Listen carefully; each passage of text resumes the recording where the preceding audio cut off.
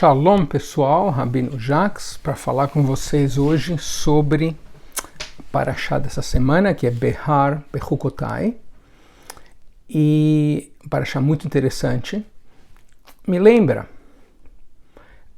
um verão, quando eu estava no seminário rabínico ainda, eu tive uma internship, um estágio, né? No verão, num lugar que chamava Philadelphia Geriatric Center, que é a maior casa de anciões, né, asilo de anciões judeus do mundo fora de Israel. Israel tem maiores, mas esse é o maior do mundo, é um negócio enorme, ficava em Filadélfia. E Filadélfia é uma cidade super legal, é uma cidade histórica, uma cidade enorme, e eu lembro que quando eu aceitei esse estágio, a primeira coisa que eu pensei foi em ir no hall, os lugares históricos, né, onde declararam a independência, e tem um negócio que chama Liberty Bell Monument. Tem um sino enorme que foi feito para tocar durante a independência, Independence Bell, acho que Liberty Bell, sei lá. E nele está escrito algo que diz, que vem da Parashá dessa semana, proclame a liberdade através da terra para todos os habitantes. É curioso, eu diria, que esse sino, é um sino enorme, né? Ele está quebrado. Ele foi mal feito, e quando você usa um pouco, ele está quebrado. Porque eu acho que é interessante, que é uma metáfora incrível para a situação da justiça nesse país aqui, talvez no mundo inteiro, né?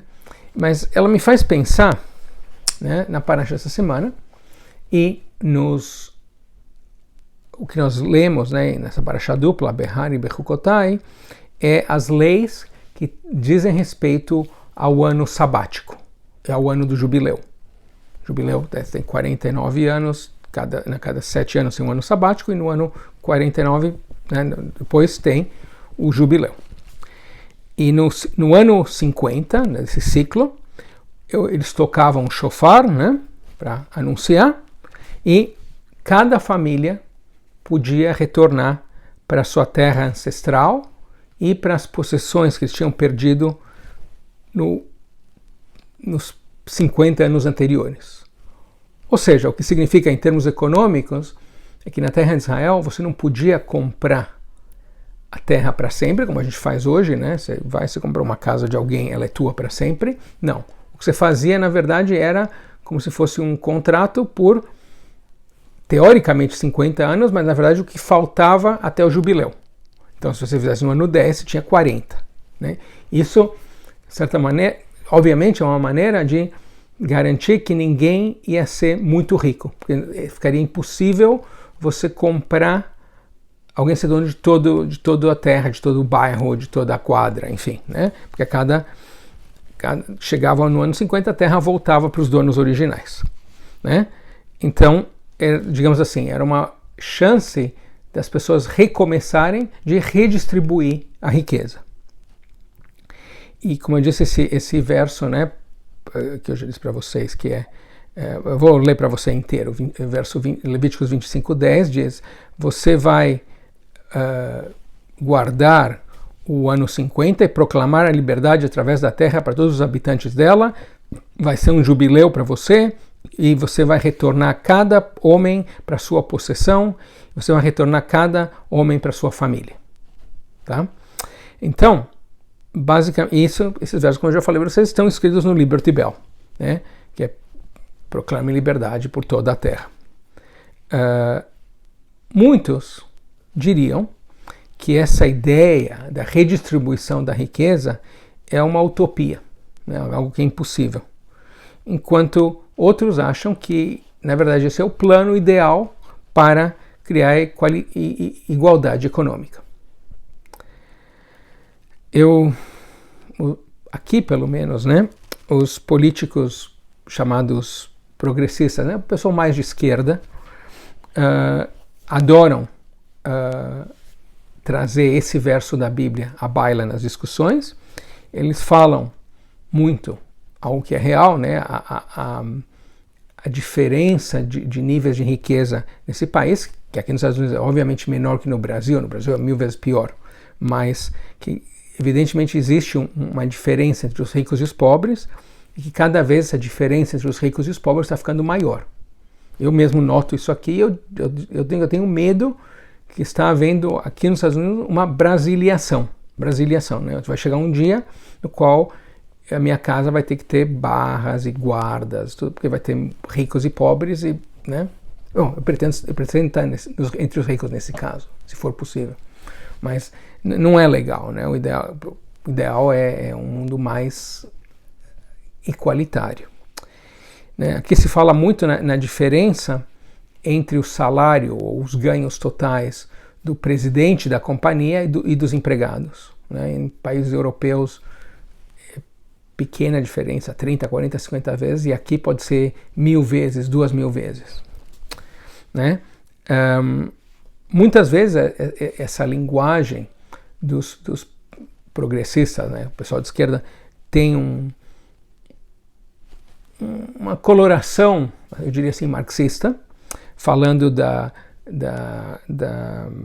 guerra de classes aqui nesse país, que eu não creio que isso seja verdade.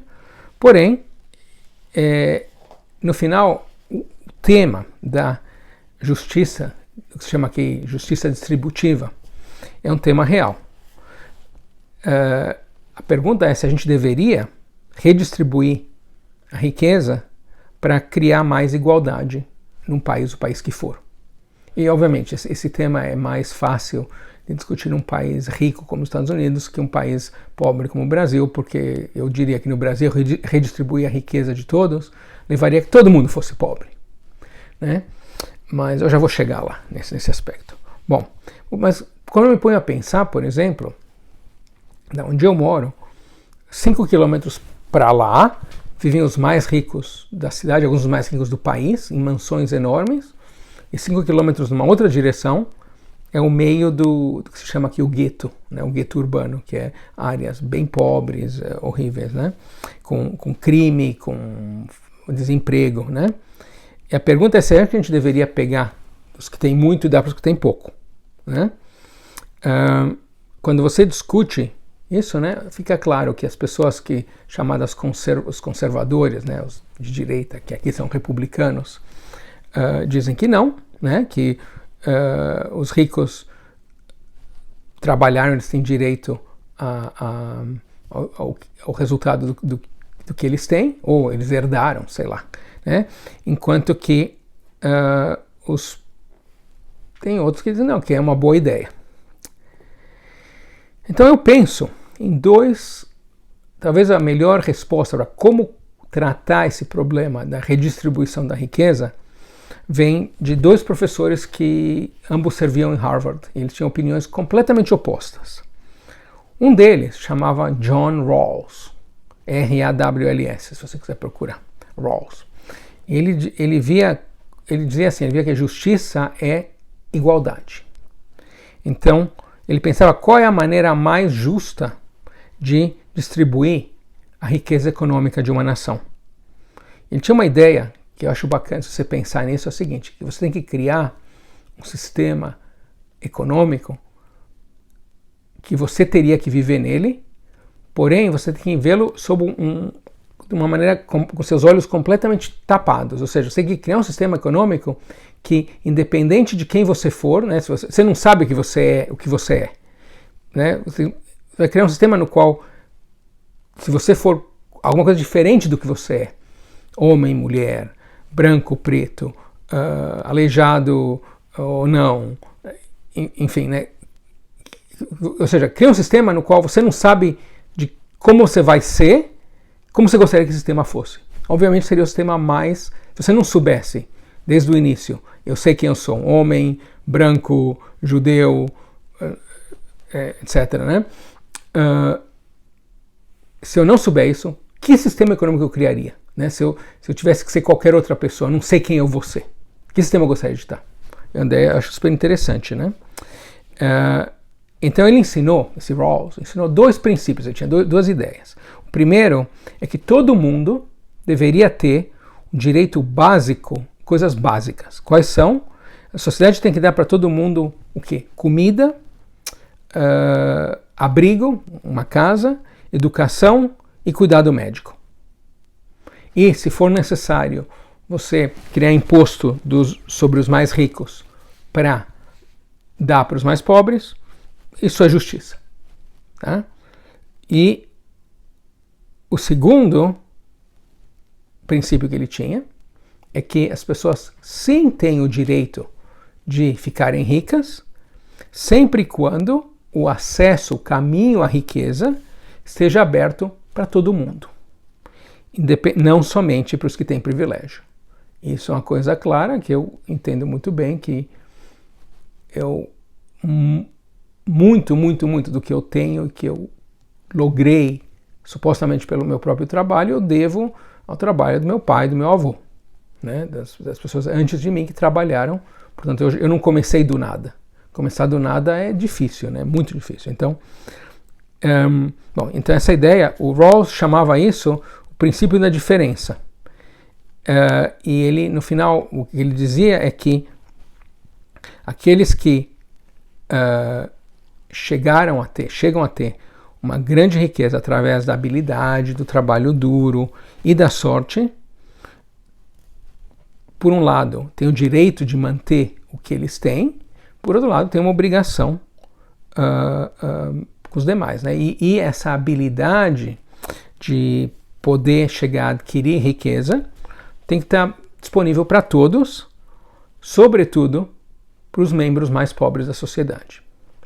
Bom, a outra ideia sobre o assunto, talvez a oposta, né?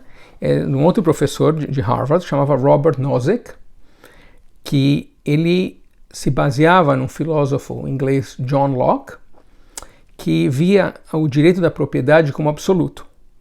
Então, o Nozick ensinava que as pessoas têm o direito de ter propriedade e não pode haver uma redistribuição da riqueza. Porque para o governo tirar dinheiro de uma pessoa para dar para outra, seria, dos que têm para dar para os que não têm, seria como roubar.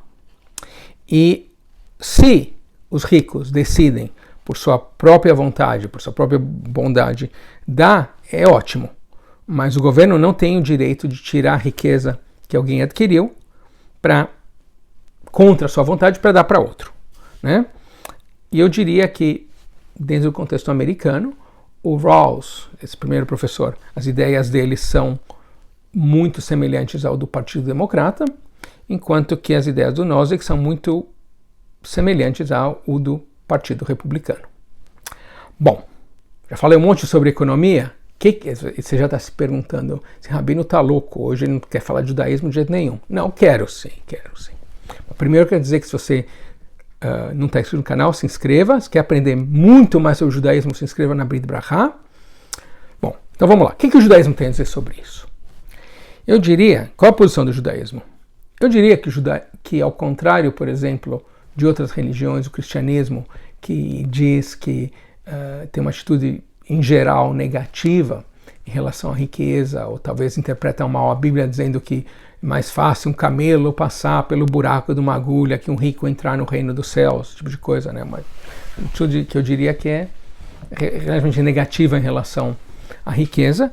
O judaísmo vê a riqueza como uma bênção de Deus, uma bênção que vem como resultado do seu trabalho, da sua dedicação e de sorte, né? Também. Sorte também vem de Deus. Eu diria que o judaísmo vê a acumulação de riqueza como algo positivo, com limites, já vou explicar, e tanto que o valor máximo no judaísmo é a tzedakah. Tzedakah é caridade ou justiça, eu vou explicar, porém, algo interessante, quer dizer, que o judaísmo nos ensina que nós temos a obrigação de retribuir para o universo uma parte das bênçãos que a gente recebe do universo. Porém, isso é muito interessante, no judaísmo é proibido, por assim dizer, não dar tzedakah, né? Ou seja, não dar tzedakah é uma coisa ruim, porém, dar muita tzedakah também é ruim. Ou seja, há limites, no Talmud está explicado, em alguns outros textos, quanto é o máximo que você pode dar de tzedakah. Você não pode dar tudo. Por exemplo, sempre quando era menino, eu adorava a história de São Francisco de Assis, que era um nobre e ele doou tudo que ele tinha para os pobres. Se você doa tudo que você tem para os pobres, o que você está fazendo, na verdade, é aumentar a pobreza.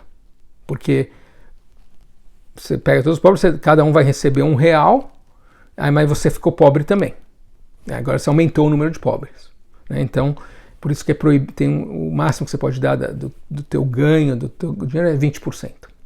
Mais do que isso é proibido porque levaria você à pobreza. Portanto, o judaísmo certamente vê um valor na acumulação de capital, na habilidade de aquele que tem o capital de usá-lo para criar negócios, criar mais dinheiro, etc. Então isso é positivo, né? Portanto, a riqueza é uma bênção e não há nada errado com buscar ganhar mais dinheiro, ter mais riqueza, obviamente, se for feito de uma maneira honesta, né? Porém, com a riqueza vem responsabilidade. E dar para os pobres, devolver para o universo, essa ideia que nós chamamos de tzedakah, não é simplesmente caridade. Caridade vem do latim de caritas, você tem um bom coração. No judaísmo, a palavra tzedakah vem de tzedek. Tzedek é justiça. Portanto, eu diria que o judaísmo é pioneiro dessa ideia de justiça redistributiva. Eu acho que cabe a cada um de nós tentar ver como isso se aplica na nossa vida, qual é a maneira melhor de fazer isso, qual a maneira que a gente acha que a gente está cumprindo esse mandato que vem da Torá. É isso aí, Shabbat Shalom. Coloca seus comentários aí, não precisa colocar para que time você torce, se o time Lula ou o time Bolsonaro, vai ficar claro pelos seus comentários.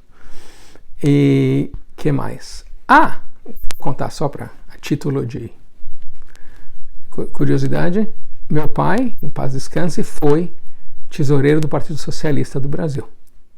Então eu cresci para bem e para mal, com várias dessas ideias, que certamente influenciam meu pensamento até hoje. Espero que você tenha gostado desse vídeo. Se gostou, dá um joinha, dá um troféu joinha pro canal. Se não gostou, não seja sacana. E se gostou, recomenda para seus amigos. Não gostou, recomenda para seus inimigos. Assim eles perdem 18 minutos me escutando, falando bobagem aqui. Tá bom? Shabbat Shalom.